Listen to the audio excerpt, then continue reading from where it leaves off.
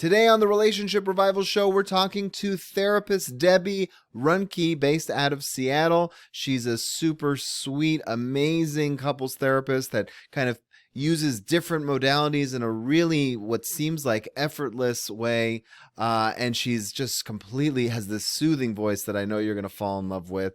In addition to that, she has an amazing story about how she became a therapist. She actually went out of retirement to get into the therapy field, which is inspiring. It just goes to show you that you don't ever know what is going to be in store for you in life. And it's never too late. It's never too late to get out there and start helping people and start a new career or a new passion. She's completely inspired me in an amazing way, and I know she will do the same for you as well. You're listening to the Relationship Revival Podcast with John DeBach, also known as Mr. Spirituality. That's me.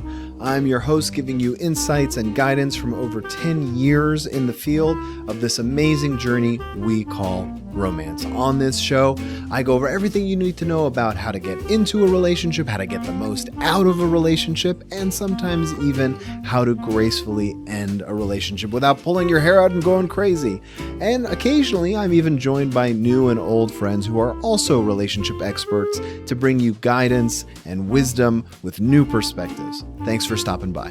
My journey is not traditional. I don't know if this is my second, third, fourth, I don't know. It's not the first career. I started working in a financial services company and gravitated over a number of years into the technology part of that company. Along the way, as I was moving up through supervision and management ranks, I became quite interested in what caused people to be motivated to do their work. And as a supervisor, of course, I'd be interested in that. And I started taking some college courses on motivation and behavior and got really so interested in psychology, human relations, to the point I eventually got my undergraduate degree in psychology. However, Was this while you were still working? Yeah, non-traditional. Wow. I have to laugh. It actually took me 32 years to get my undergraduate degree because I was working full time and I could only fit in a few courses. It didn't help that I changed my major 4 times from architecture to computer science to management, which was the only place I ever got B grades. And then, ironically, that's where you were getting paid too. Yeah, exactly, right? Right.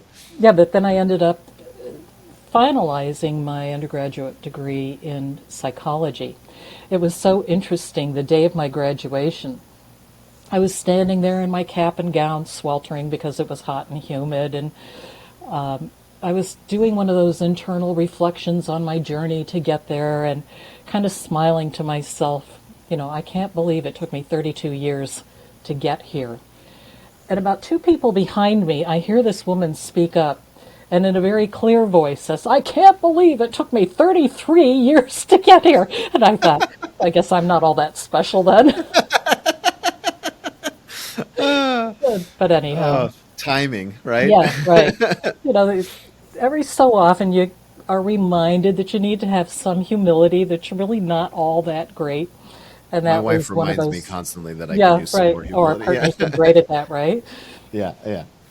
But one of the things, as I moved up through the ranks of management into a senior management position, one of the things that I realized that I loved most about my job was working with people that were struggling at work.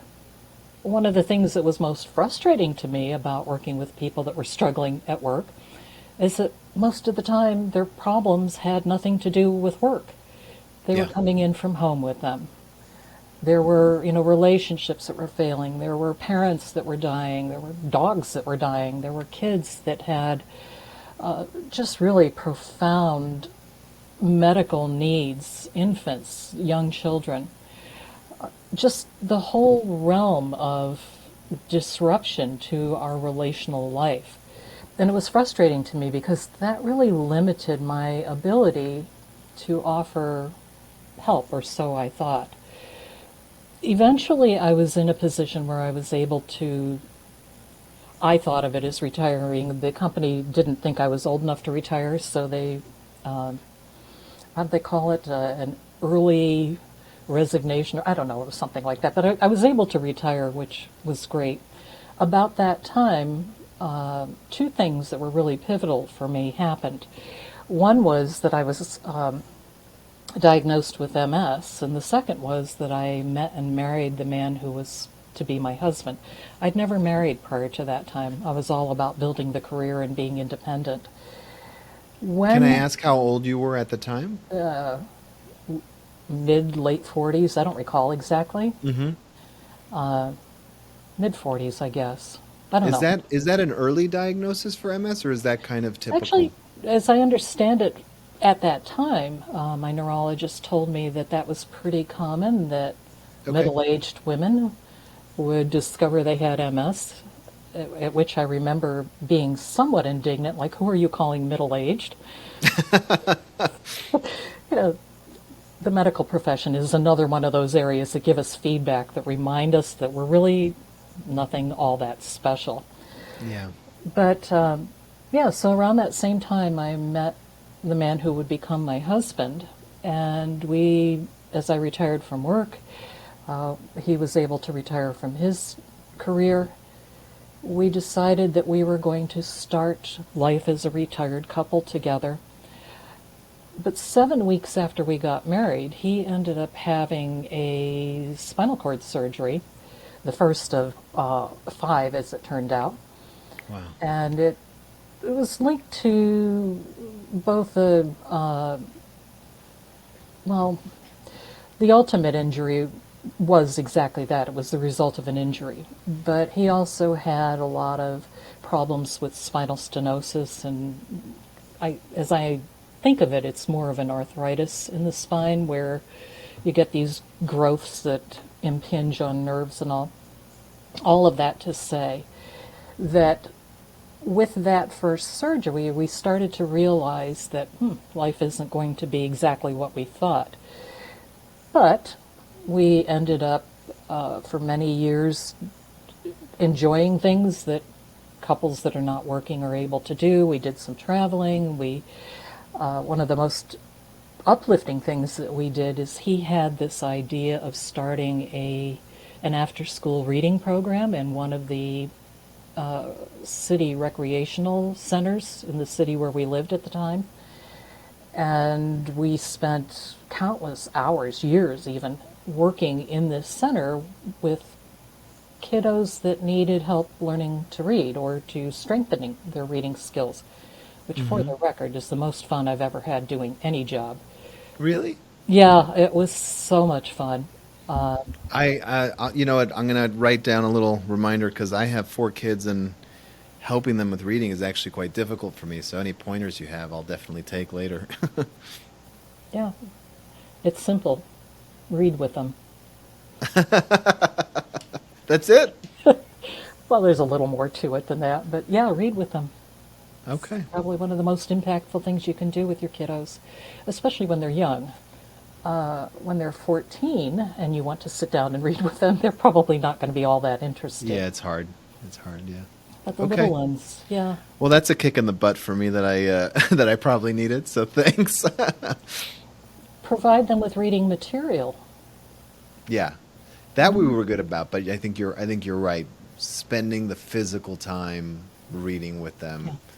I did it with my oldest, and I saw that as hugely helpful, especially because they're reading in their head, and sometimes they don't know how to pronounce things, and Hmm. they need a little bit of guidance. But if they're doing it in a way that's with someone they love or trust, and they're having fun, yeah. Sorry to get off topic, but selfishly that was important. So Well, I appreciate it. especially the young ones are really skilled at committing things to memory. Hmm. And it's quite entertaining to see a young child pick up a book that's upside down and it's been read to them so many times that they will read it to Right, you. And they'll right, actually be correct, but clearly they're not reading. right. They're using some other form of memory. I don't know exactly what that is, but it's interesting. Yeah. So anyhow, that's what we did during our retirement, kind of one of those volunteer activities. We ended up expanding, well, he, not we, ended up expanding that program to a total of 3 recreation centers in the city. It was staffed with a collaboration of people that were from the community, many of them from local churches. We collaborated with the local libraries to have access to their books, in addition to actually building small libraries in each one of these centers. We worked with some amazing people that were staffing, that were city employees, if you will. One man in particular, a man by the name of Eric Rose, who ran the first center that we operated in, just an amazing guy. Met some really wonderful people. And the kids,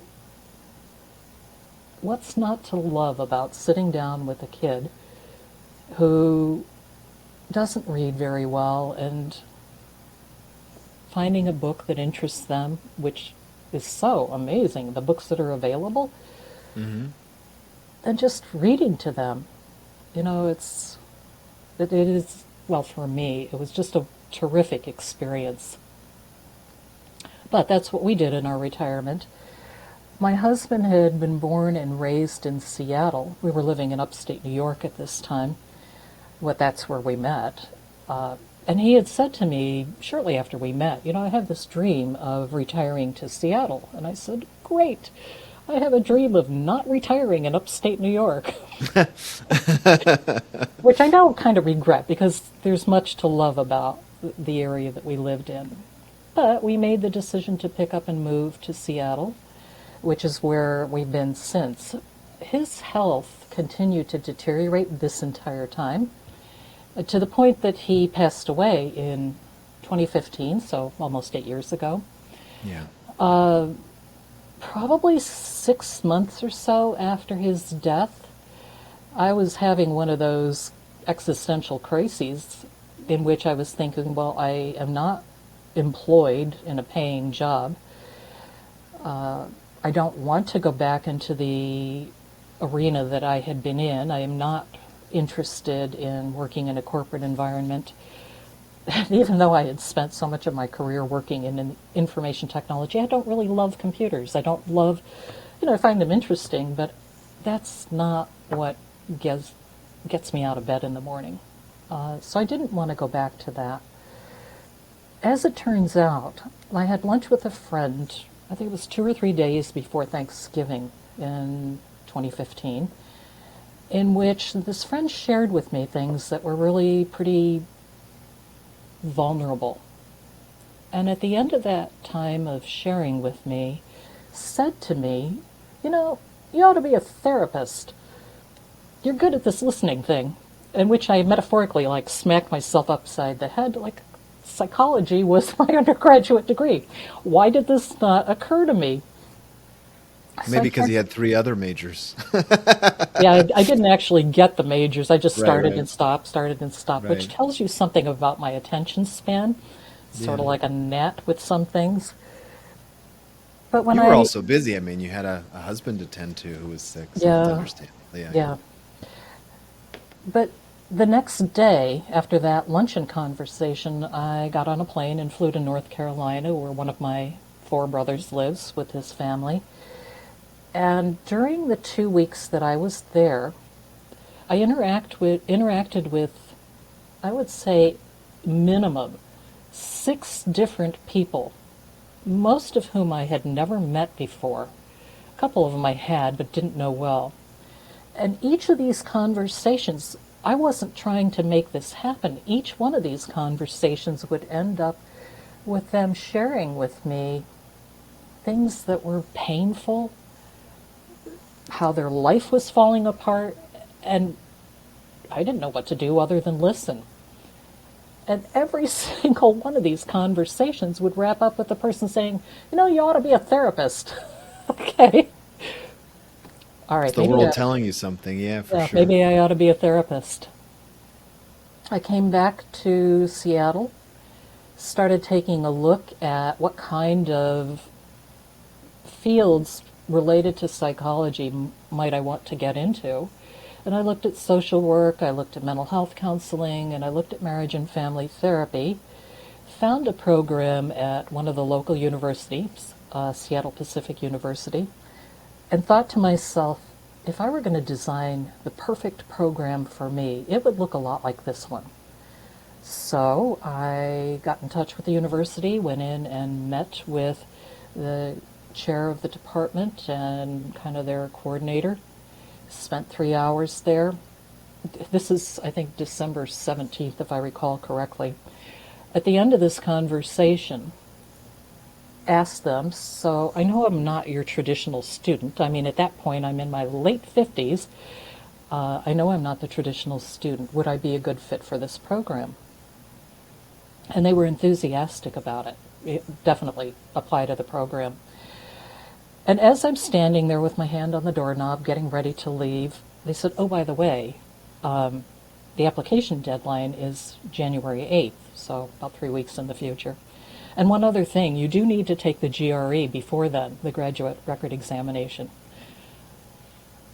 No pressure there. Yeah. So I bought one of those self-study books for the GRE and crammed over the next couple of weeks, took the GRE the week between Christmas and New Year's. And I didn't care how well I did as long as I met the bare minimum, which Yeah, is, of course. yeah, I mean, up until that point, I'd all been about, it's got to be perfect. Yeah. But no, I just needed it to be good enough. It was. I applied, they accepted me, and I completed my master's program in marriage and family therapy there.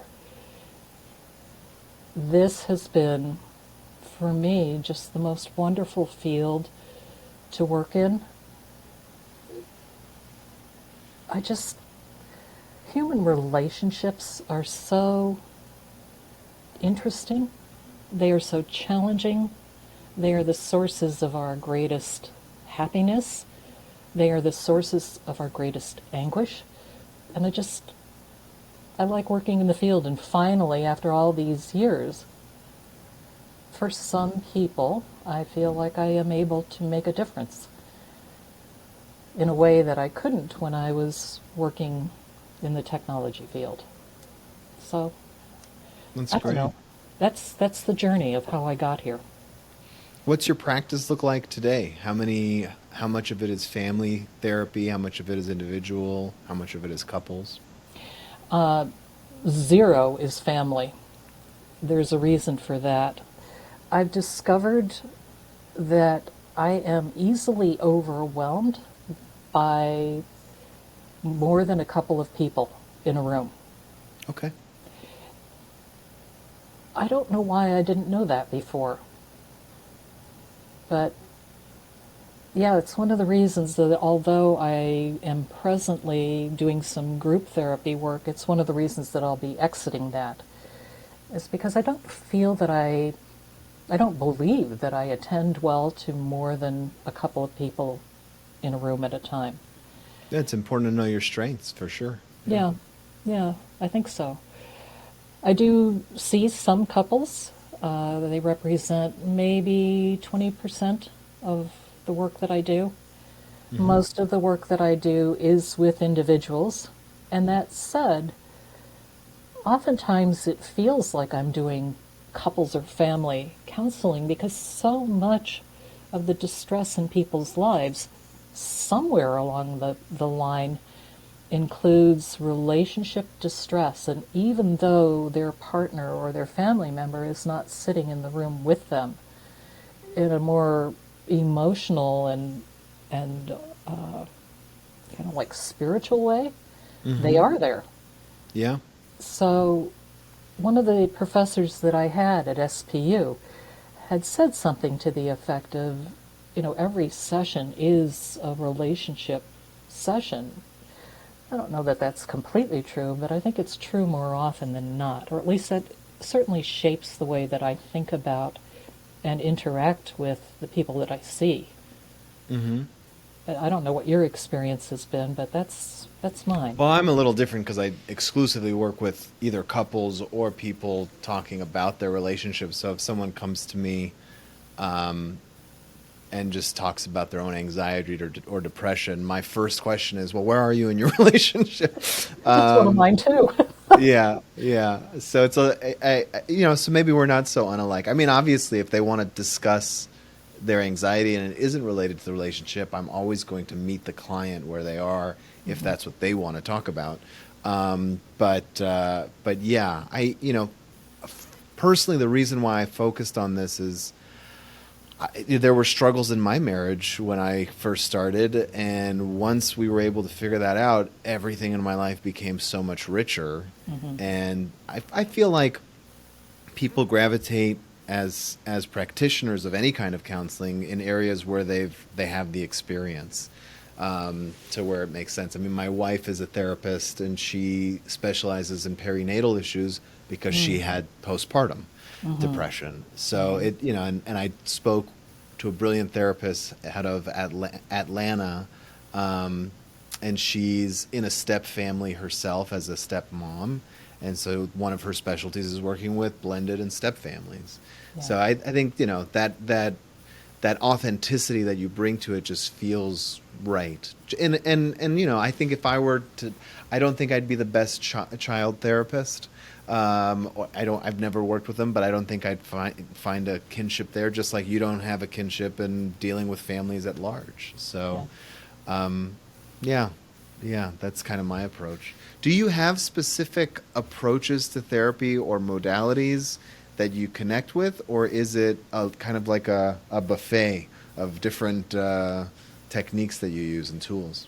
I often say that I'm not a true believer in one specific modality, meaning that I don't automatically default to the same therapy method in interacting with a client. That said, I do tend to gravitate towards the work of various therapists who have been giants in the field. When I am working with couples, I am very much drawn to the work of the Gottmans, John and Julie Gottman, Mm-hmm. and have to this point completed 2 levels of their training, Mm-hmm. They playing have around. three, right? Total? Yeah, 3. Yeah. Yeah, so I've done 2. I think that they resonate so much with me because they seem practical and they seem broader than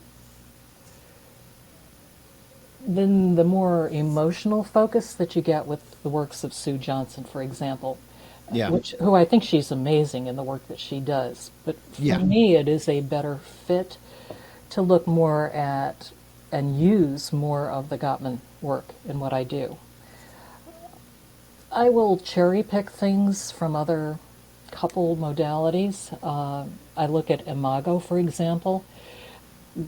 There's I don't even know who it is. I probably should look it up. But there is a website, an Imago website, in which they have like a flow chart. I might even have a copy of it here. I'll take a quick peek. They have a flow chart of how to listen and validate your partner. Well, I work with an awful lot. Yeah, it's Barbara Reiklin is her website. It's B Reiklin at swbell.net, imagoworks.com. I love her receiver flowchart, and it's something I routinely use with many of the couples with whom I work. Many individuals that I see or are couples, one of the partners, if not both, work in technology. Mm-hmm. And Being that's a in field. Seattle, right? Yeah, of course. Yeah.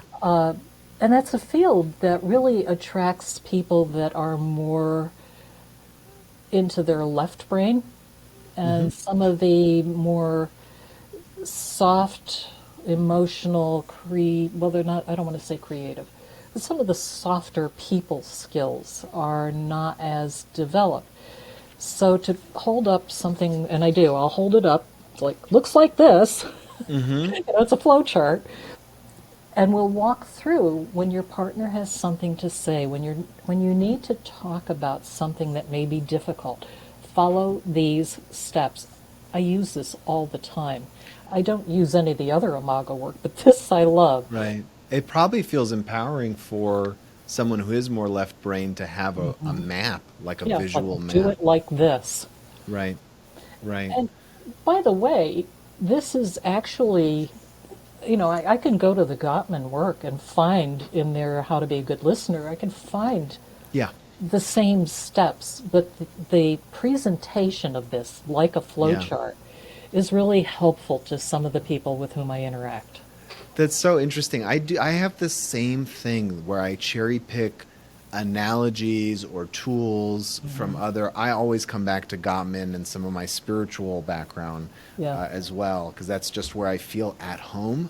I think when I first saw, because I went through a lot of the Gottman training as well, when I actually saw actual sessions that were recorded from Julie Gottman, that was so eye opening about Yeah. how to conduct a session in such a powerful way, in transformative way. Yeah. But I find myself explaining what secure attachment is from EFT, even though I don't do much else with it during Yeah. the session, just because it's and I use my analogies. I'm like, it's as if your partner has their own little home base, and Hmm. they have an elastic band, and they keep trying to venture out, but they'll snap right back in if they don't feel Yeah. secure. And that analogy or painting that picture for a lot of my clients is helpful, just like that flow chart. And then you kind of go back to the processes and tools that you really feel a master of, that have proven to work for you. Do you find yourself when you do use Gottman kind of going through softening techniques, or do you go through like the emotional bank account in like that formal way, or is it more conversational? It depends on the couple. The concept of an emotional bank account, it was interesting to me. A few weeks ago, I was working with a couple, and they seemed unfamiliar with the idea of an emotional bank account, which caught me a little bit off guard. But we were having that conversation because we had done the Gottman assessment, the couples Sure. relationship assessment, and we were walking through the results. Like many couples that are in distress, they were more in a state of negative sentiment override. So as I was talking about that and kind of explaining what that was like and encouraging them to think about how that shows up in their relationship, I made a reference to the emotional bank account, and they're like, "What is that?" Well, it's like it's a natural thing to talk about right now, and then that Right. led into some of the other Gottman interventions that I Hmm. also talk about. It's like you make these deposits into your bank account with your bids for connection and how you respond to them and how you navigate through conflict and how you repair after conflict, and how you listen to one another. You make these deposits when you invest in your friendship and you're continually learning about each other and helping each other's dreams grow and fostering romance and passion in your and all of those things. And it's such a fun conversation for me to have because it makes sense. Well, it's not a single conversation. I mean, clearly that's a lot Over of time, content. yeah, Yeah. sure.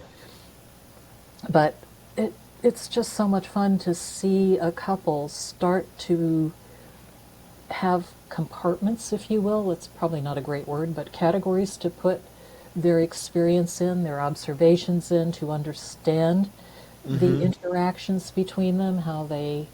It provides context, yeah. Yeah, it does. And it did for me, and I think that's why I tend to keep coming back to it. You talked about interventions, and I know we talked very briefly when we had our first call about, inappropriate behavior, whether it's infidelity or things Hmm. that can be even construed.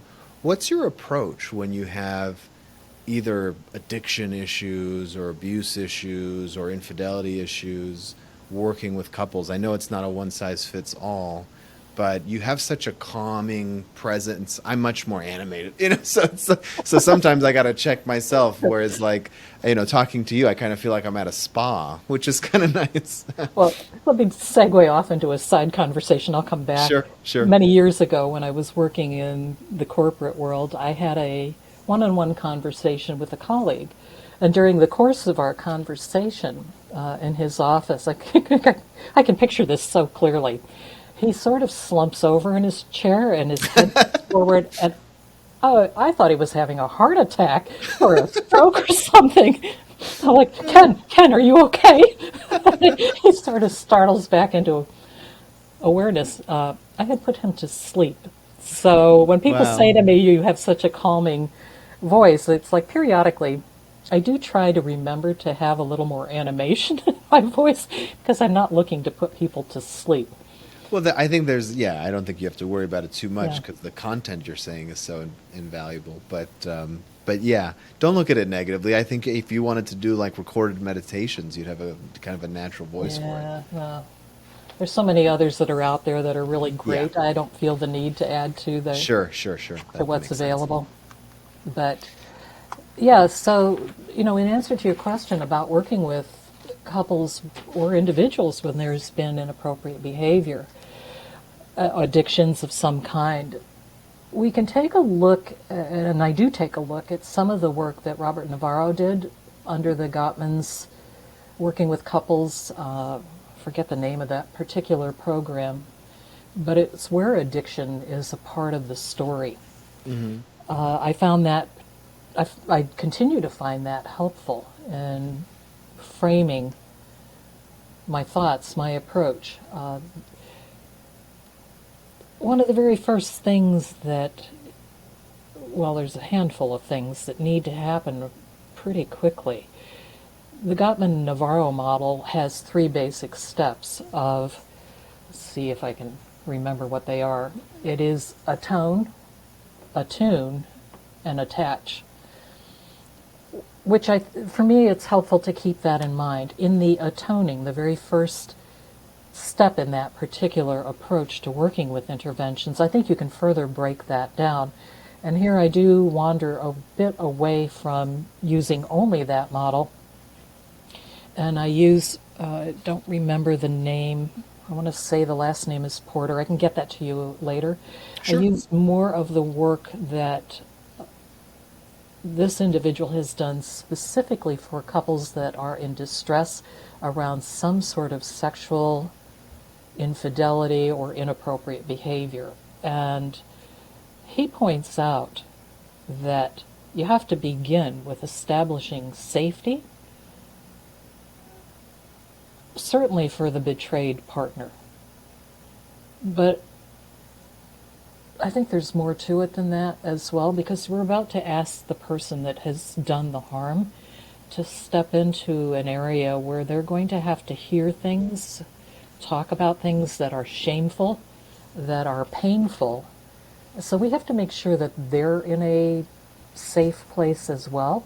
Hmm. We have to do a lot of work around emotional regulation Hmm. because when a couple is rocked by this sort of discovery or this sort of behavior, and it's profoundly distressing,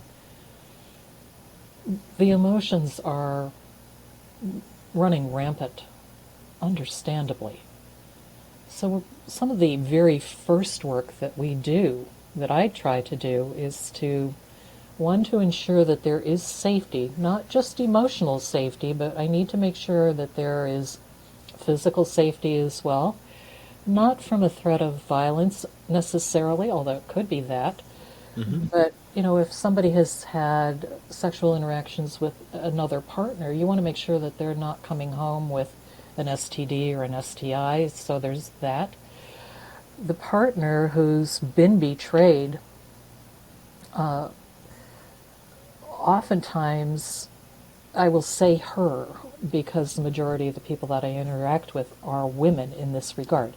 I Hmm. don't mean to imply that it's only women that are affected by this, but there is so often a physical effect to her. New chronic pain, new disrupted sleep, new digestive issues, new weight loss, new whatever. And I need to make sure that there's safety care for her in those areas as well. And I want to again emphasize I'm not talking solely for women. That just happens to be Sure. the population that I tend to work with most. But from there, it becomes necessary to establish what truth is. What is the reality of the behavior that's happened? There's a natural tendency on the part of someone who has been kind of caught out to want to minimize the damage. But in minimizing the damage, that often translates into, I'm not going to tell you what I've been up to, or I'm not going to tell you all of it, or I'm not going to tell you at the time you ask. There can be an awful lot of denial, there can be an awful lot of gaslighting, which again has a profoundly negative effect on the partner, because the partner no longer knows what's even real or what's truth. So we have to get into an exploration of what actually is truth. And that's where having, for each of the partners to have their own individual therapists around that can be helpful. I tend to weigh in on the side of there needs to be complete truth. Having said that, I have worked with a couple of partners that are so fragile that at this point, having complete truth is not something that they can withstand. Yeah. Emotionally, they're so devastated, so fragile.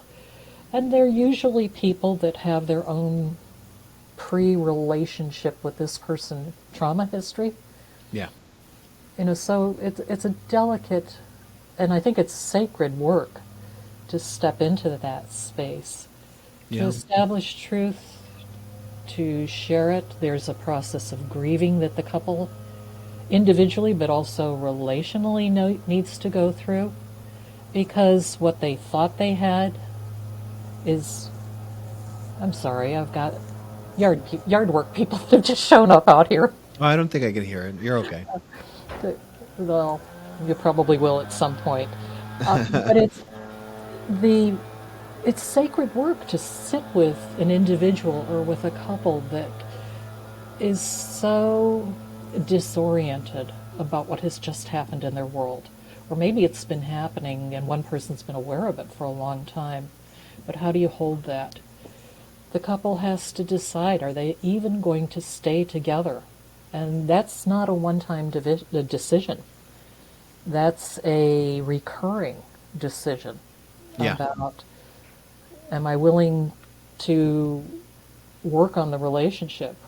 Well, maybe I am only until this point, and then we'll reassess. So, I don't know, did that answer your question? I have a tendency to Yeah. want all over. No, but it did. It explained your approach to interventions. And I mean, it's complicated. That's the short answer, is it's Yeah. complicated and using whatever tools you need. And it seems like, you have your own experience with grief probably as a widow. Yeah. You had your existential crisis. So I think Yeah. that's hugely helpful, whether you're dealing with grief or interventions that have grief involved. So I could see Yeah. that being hugely helpful. What is there something on the horizon for you, or are you just enjoying being a therapist? Is there something next, or you just kind of want to continue the great work you're doing?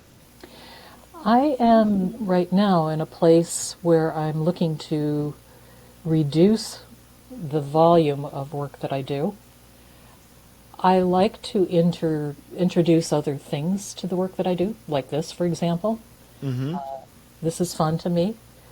I have had the opportunity several times over the past several years to go into organizations where somebody has died unexpectedly, perhaps violently, and do what is known as a critical incident stress debrief. I've gone into schools where students or faculty have died by suicide. I have gone into businesses where employees have died unexpectedly. There's been some really traumatic for the rest of the people that witnessed it, some sort of a traumatic event. And that can be an accidental death. It can be a health-related event, like somebody has a Sounds like challenging but rewarding work. Oh, I love doing it. Yeah. And I've also had the opportunity to do education sessions for local businesses to talk about mental health issues. That was particularly in demand in the early stages of the pandemic as businesses were just reeling from the mandates that they needed to have workers at home. people that had been accustomed to those so-called water cooler conversations all of a sudden were feeling really isolated. We saw a lot of mental health issues that really emerged to be front and center for employees during that time, Mm-hmm. which, by the way, they've not gone back to their pre-pandemic levels, but we saw, and I'm sure you encountered this, Yeah. record numbers of people with anxiety, with depression, with addictions, with suicidality. Yeah. And so businesses, some of them, Seattle tends to be much more progressive in that particular focus on employees. There were certainly local businesses that wanted mental health professionals to come in and talk to their employees about navigating different domains, different elements of that. I have talked about in early days what did Zoom fatigue look like, and how did you Mm-hmm. minimize that. I've talked to businesses about, worked with a local health organization talking about burnout in the providers as their patients were suddenly no longer coming into the facility, and the staff had no idea about how the patients really were doing at that particular facility. They worked with young children, and they had no way of really fully knowing how the kiddos were doing, and it was very stressful to the staff that was trying to provide the service. I mean, they had their own crises of this disruption in their own lives, of being at home, confined in a small area with their own families, and all of the dynamics that came along with that. And then because they're in a caregiving field, to be so overwhelmed by how do you provide care when you can't be with someone. So I love doing that, those additional kinds of things. I love therapy. It's what gets me energized. I also love having the opportunity to do other things, like the critical incidents. I mean, that's a one-off sort of thing. You go into a business, you're there maybe a handful of times. You Mm-hmm. interact with people a handful of times, but you help guide them through the, I'm thinking of one situation in which a group of people witnessed a coworker have a horrifying ski accident and lose his life. Oy. So and they were helpless to do anything about it. There was nothing they could do. They just watched it happen. Really devastating for them. I've worked with people that have been held up, working in a store where someone came in to take what wasn't really theirs. So people that have been traumatized by being on the receiving end of a tangible, real threat to their lives. Yeah. So but that plays into my interests. I mean, I'm interested in not only grief and attachment, which, you get from kind of my own story, but so much of what underlies grief and attachment injuries are traumas. So that's a space that I really am drawn to working in. I love working in it, and whether it's in a therapy room or whether it's in a kind of a lunch and learn sort of session, or whether it's in a debrief session when somebody has died unexpectedly, that's work that I feel comfortable doing. I think it's worthwhile work. It has meaning and purpose for me, and Yeah. I do love it. That's wonderful. Well, Debbie Runke, this was an amazing exploration of your history and the way you practice. For people who want to reach out, they can go to alwayshopetherapy.com Yeah. and get in touch with you that way. You're based in the Seattle area. I assume you do Yes, the I whole state, though, correct? Yeah, I mean, that's one of the benefits out of the pandemic is everything went virtual, and now Right. I have a wider reach than I would have before. So Yeah. cover all the way to the eastern end of the state. Wonderful. Well, thank And you I so cover much Iowa again. too. You do? You I'm go into actually Iowa as well? licensed in Iowa because I had a client that moved there and we wanted to continue to work together. So I do maintain an Iowa license. Oh, Although wow. aside from that one client, I don't have a practice there. Okay. Well, if you're in Iowa or Washington listening to this, and you think Debbie could be the perfect fit for you, and listening to you, I think there's a lot of people who are going to resonate with your tone and some of your specialties. So, again, the website is alwayshopetherapy.com. And yeah, thanks again. It was a lot of fun to talk to you. If you're interested in learning how to get the absolute most out of your romantic relationships, then you're in luck, because I have put together a free workshop or masterclass, if you will, about 3 secrets that people in happy relationships have discovered. You can view the workshop at mrspirituality.com/3secrets. Again, it's completely free. Just go there and watch it. It'll help you on your journey, give you some wisdom, some things to think about. The website again is mrspirituality.com/3secrets. That's mrspirituality.com/3, the word secrets. It's all yours. Enjoy.